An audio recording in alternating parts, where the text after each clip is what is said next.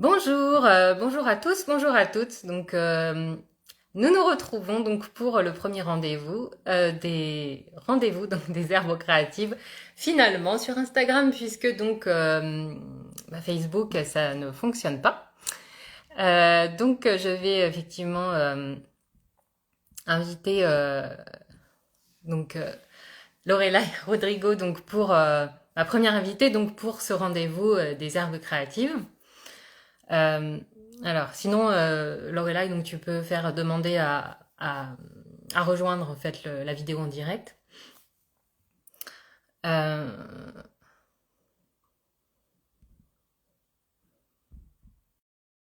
En espérant que cette fois donc ça fonctionne.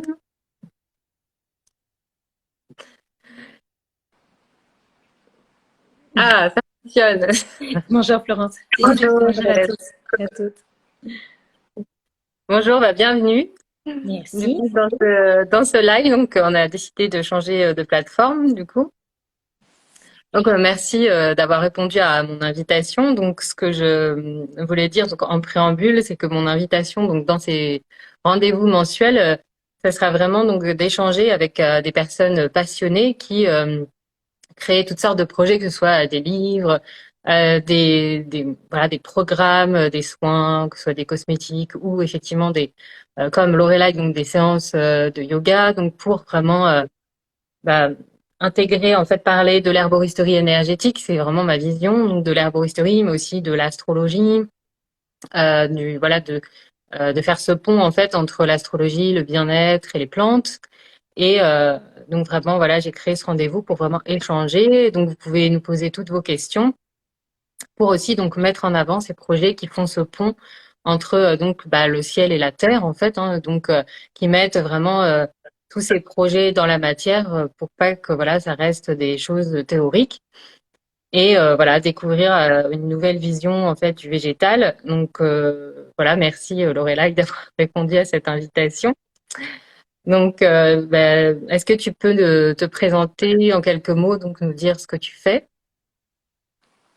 Oui, alors j'ai commencé par d'abord mon métier de base c'est accompagnatrice en montagne parce que je vis en montagne depuis peu de temps et j'avais envie d'appréhender mon milieu autrement, de pouvoir le faire découvrir, le partager avec d'autres.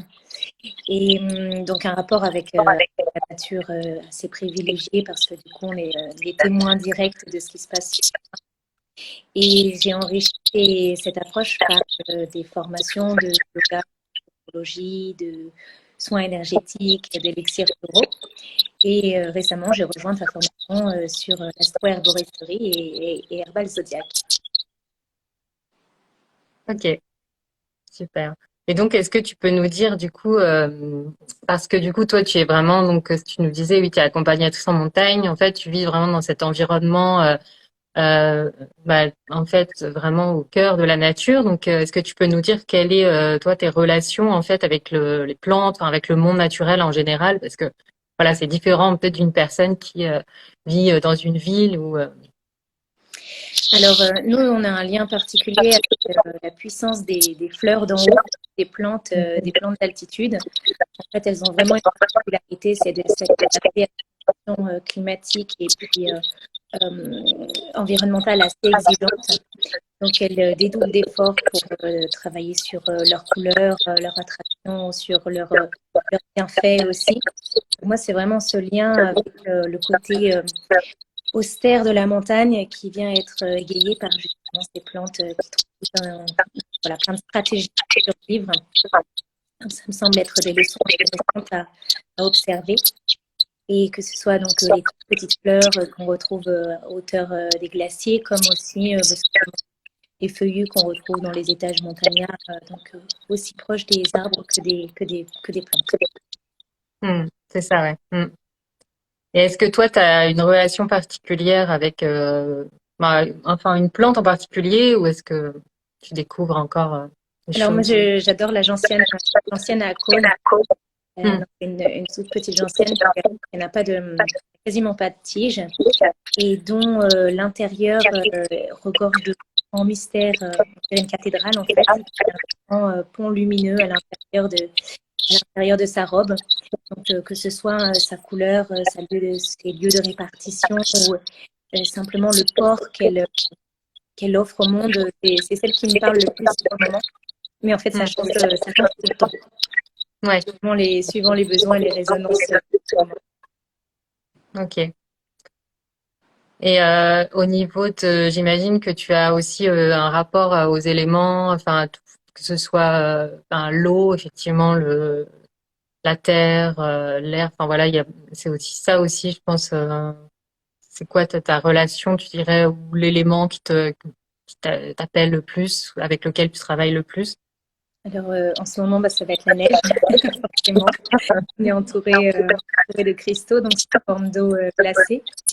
J'ai expérimenté depuis quelques hivers des pratiques du coup de yoga, de méditation, de visualisation, vraiment dans l'espace neigeux.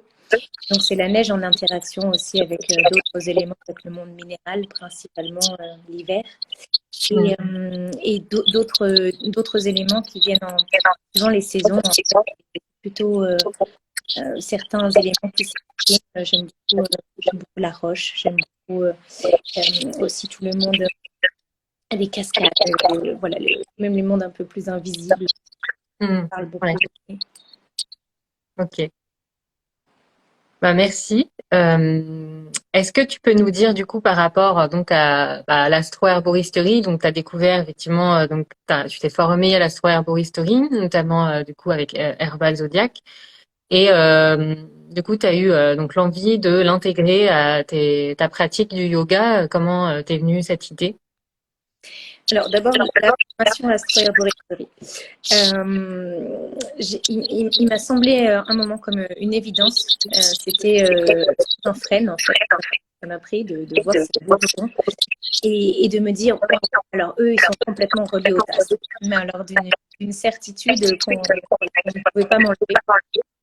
Et du coup, j'ai vraiment cherché à comprendre ce lien enfin comprendre, à le ressentir, ce lien entre le végétal et le monde astral.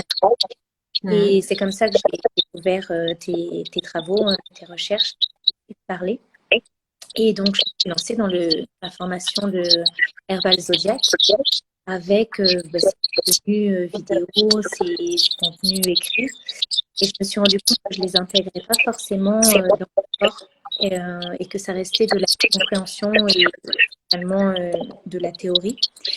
Donc, je me suis spontanément lancée à préparer des séances de yoga autour des signes du zodiaque et de m'inspirer en fait de ce que tu nous apprenais autour des modes, des éléments, des planètes maîtresses, comme fil conducteur pour faire mes séances. Ok. Par contre, est-ce que tu aurais des écouteurs ou je sais pas parce qu'il y a des personnes qui nous disent que c'est le son il est sifflant. Mais effectivement, je Euh, pense que c'est un petit je peu. vais. Ouais, je dois en avoir. J'arrive. Ah, merci.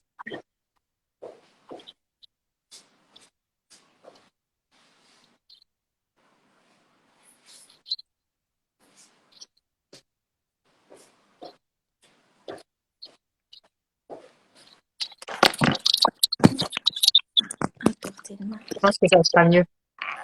Ça doit venir de. Alors, j'espère que c'est mieux pour vous. Pour toi, c'est comment? Ça fait une différence? Ouais, ça ira. Ouais, ouais. Ok, Mm. c'est parfait. C'est parfait. Je recale ça. Voilà.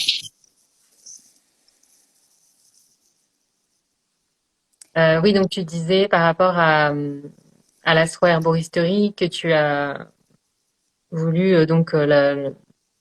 le mettre vraiment en fait dans la matière pour C'est l'expérimenter. ça. Oui, Mm. du coup, ça s'est traduit sous forme de cours de yoga hebdomadaire. Et à chaque semaine, la thématique d'un signe. Donc, en fait, l'élément est vraiment fondamental par rapport à ce qu'on va travailler dans le yoga.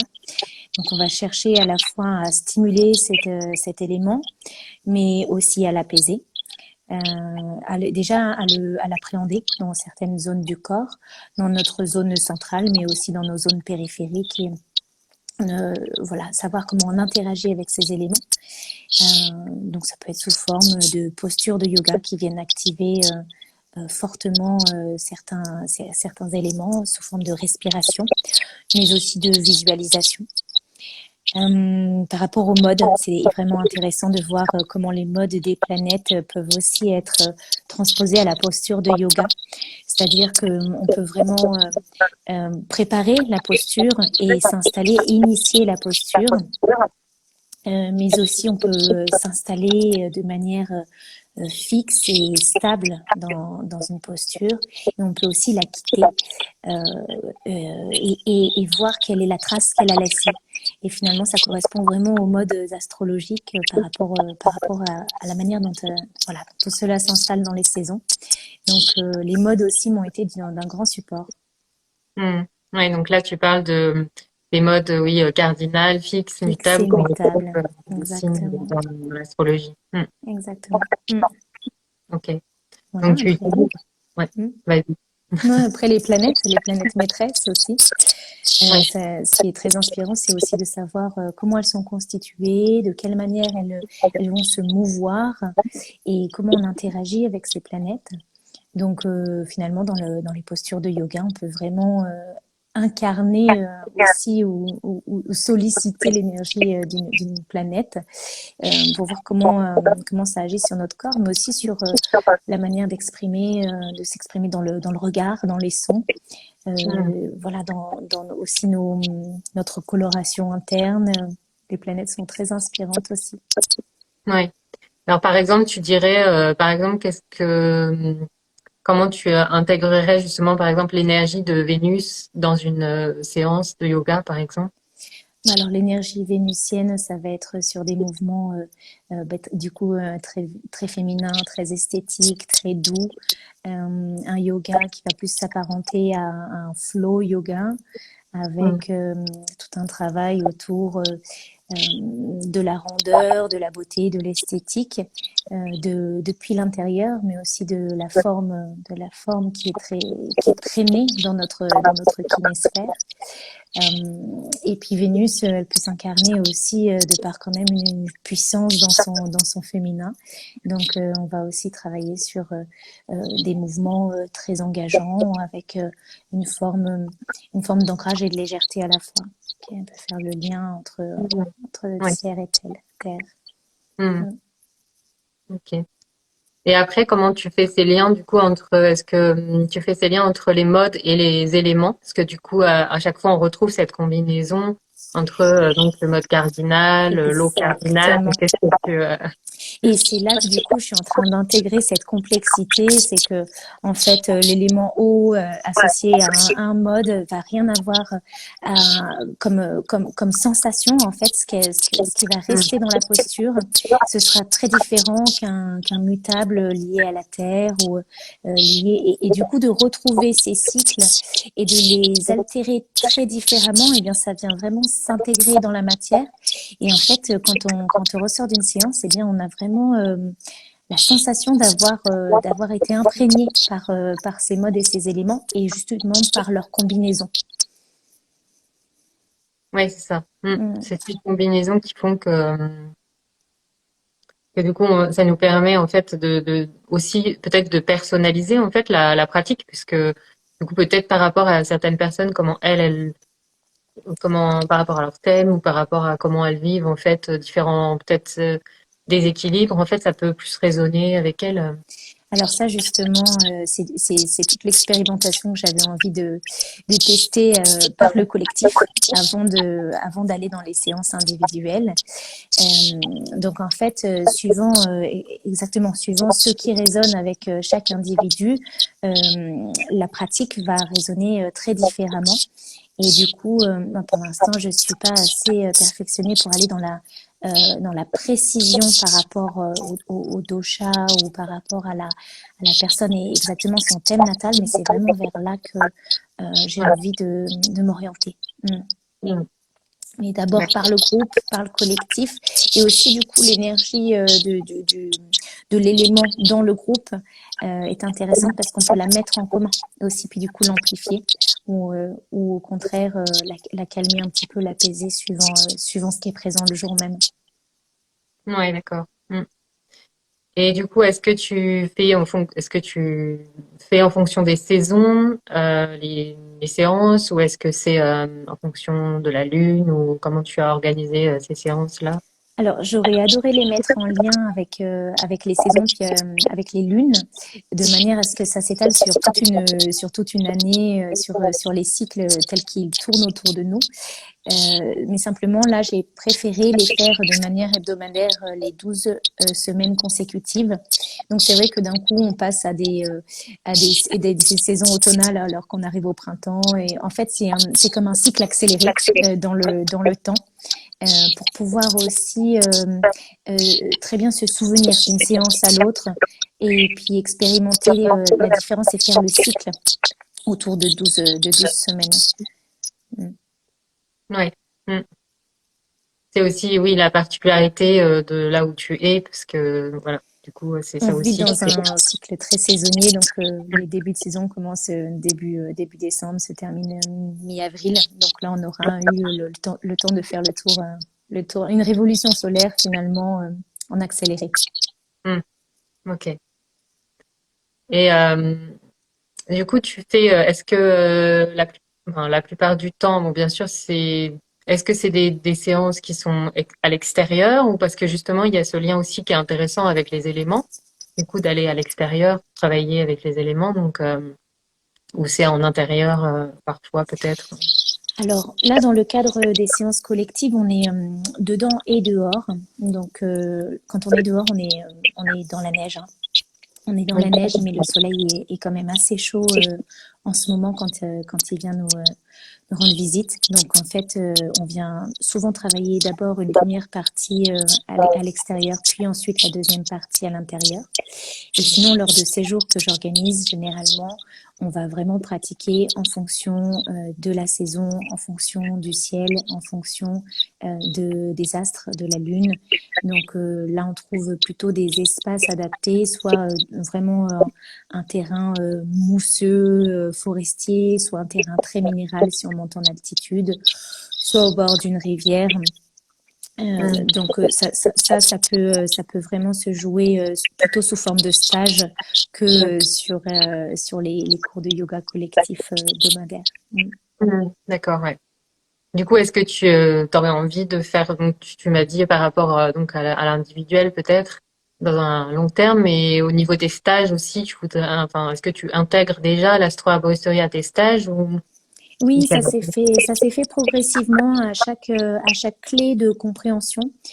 Moi, ça m'aide beaucoup d'aller parler de ce que j'ai intégré dans les formations, de rencontrer sur le terrain et Mhm. de venir inspirer autour d'ateliers créatifs, d'ateliers d'écriture ou d'ateliers méditatifs autour de fleurs, euh, pour venir trouver en fait en chacun les réponses et puis moi y donner quelques éléments sur les architectures énergétiques, sur les éléments de base que tu nous as transmis dans la formation.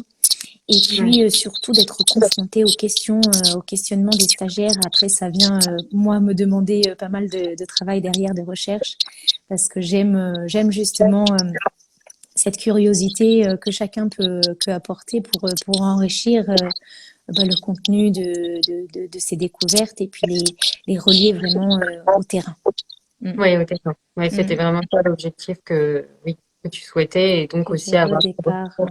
Mhm. C'est ça sur les formes, sur les couleurs, moi ce qui m'aide vraiment beaucoup, c'est sur les saisons en fait, simplement quand est-ce que les choses vont éclore, fleurir, se propager, quand est-ce qu'elles vont se trouver de l'apaisement. C'est vraiment un regard autour des cycles naturels qui est directement révélé sous nos yeux.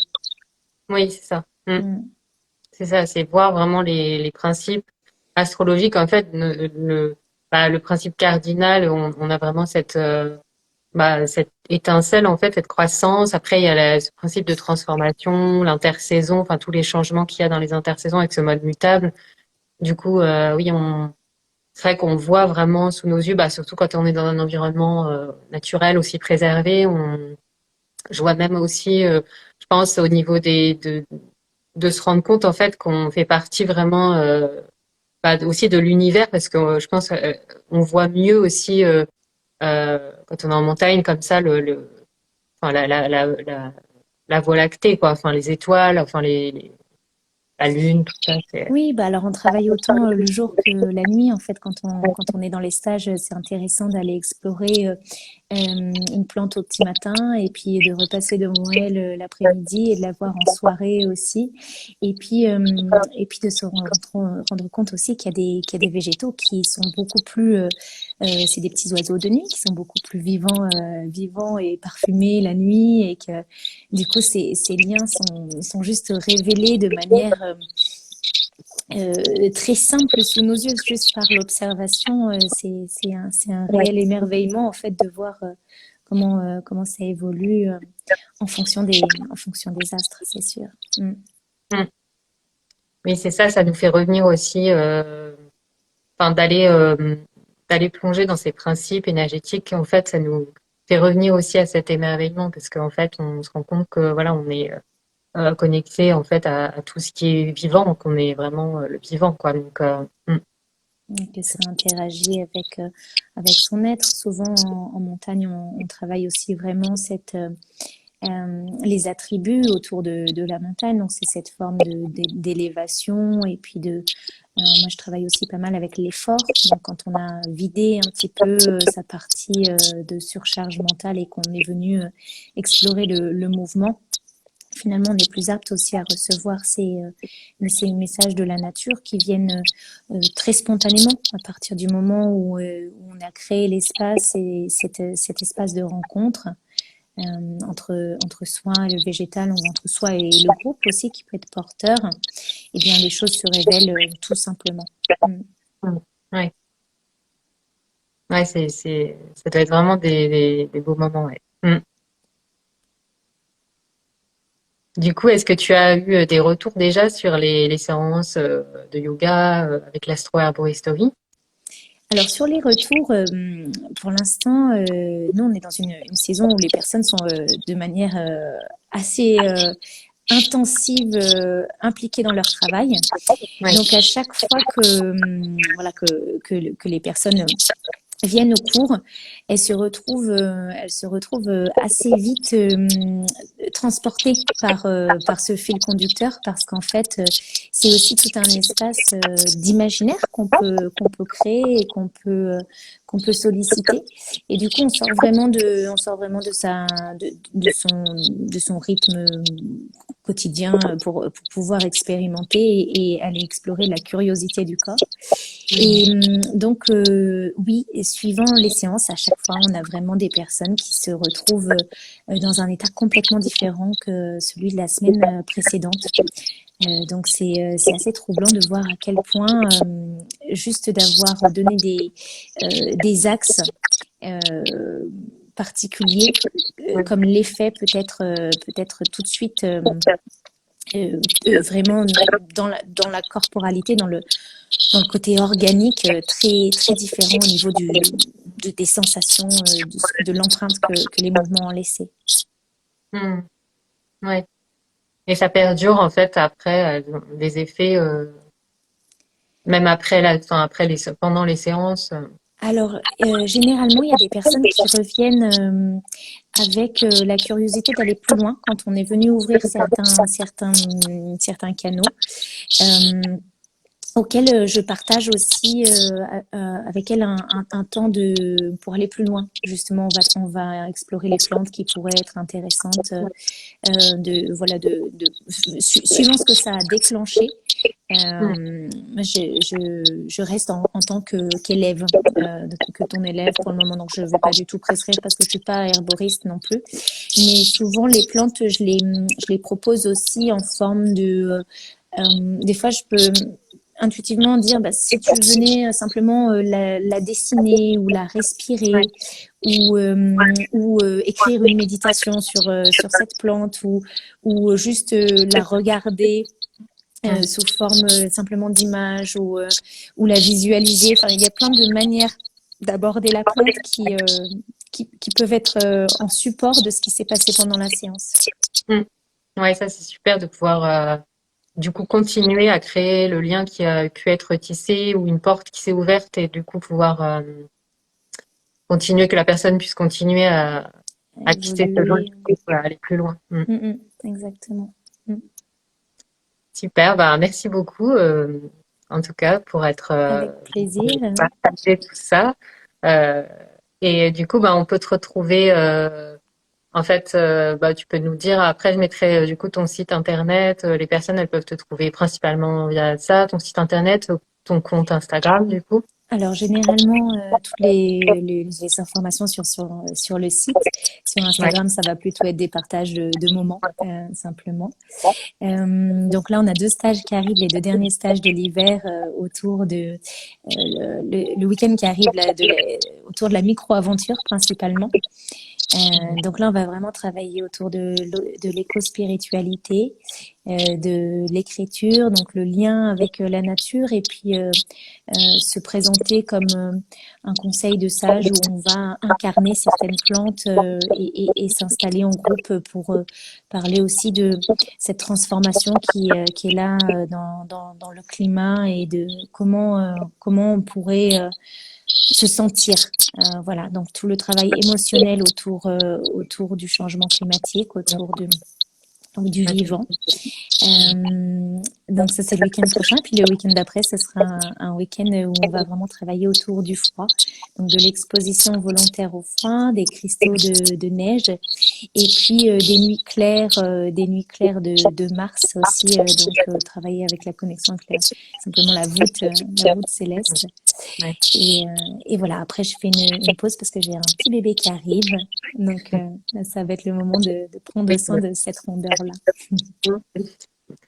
D'accord, bah super, merci beaucoup. Bah, du coup, j'en profite pour vous dire donc que les inscriptions donc pour le programme Herbal Zodiac sont ouvertes jusqu'au 24 mars, donc le jour de notre premier atelier donc de ce programme en Bélier. Donc on va vraiment bah, démarrer en fait cette saison avec justement le mode cardinal et le feu. Donc voilà, donc je vous invite du coup à aller dans ma bio, à cliquer sur le lien donc pour avoir toutes les infos.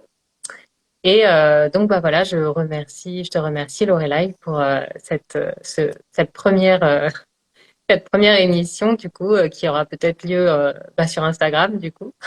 Alors, tu vas le faire de manière hebdomadaire ou comment c'est Mensuel. Mensuel. mensuel? Donc, une rencontre mensuelle. Mm, c'est Parfait. ça. Tu as déjà fixé les dates ou...